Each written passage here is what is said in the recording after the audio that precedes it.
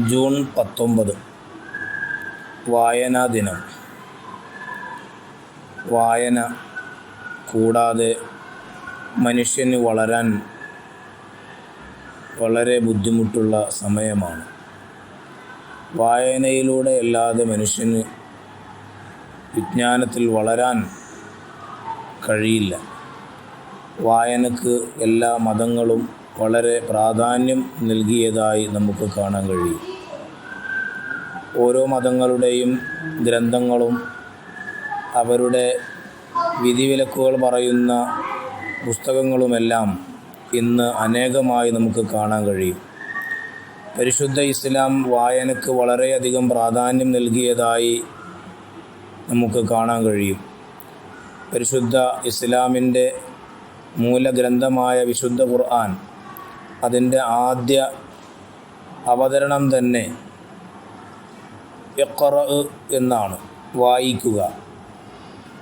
അള്ളാഹുവിൻ്റെ ഹബീബായ റസൂലുള്ളാഹി സ്വല്ലല്ലാഹു അലൈഹി വസല്ലമ തങ്ങൾക്ക് അള്ളാഹു തആല ആദ്യമായി ഇറക്കിക്കൊടുത്ത വചനത്തിൽപ്പെട്ടതാണ് ഇഖ്റ, വായിക്കുക.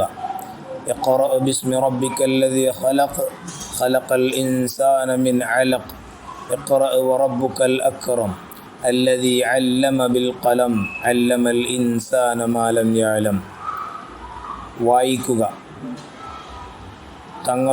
തങ്ങളെ സൃഷ്ടിച്ച നാഥൻ്റെ നാമത്തിൽ വായിക്കുക. അവൻ പേന കൊണ്ട് എഴുതാൻ പഠിപ്പിച്ചവനാണ്.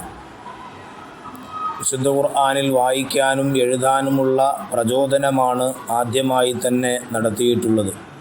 അതുകൊണ്ട് തന്നെ ഈ വായനാ ദിനത്തിൽ പരിശുദ്ധ ഇസ്ലാം പഠനത്തിനും എഴുത്തിനും വായനക്കും വളരെ പ്രാധാന്യം നൽകുന്നത് നമുക്ക് കാണാൻ കഴിയും.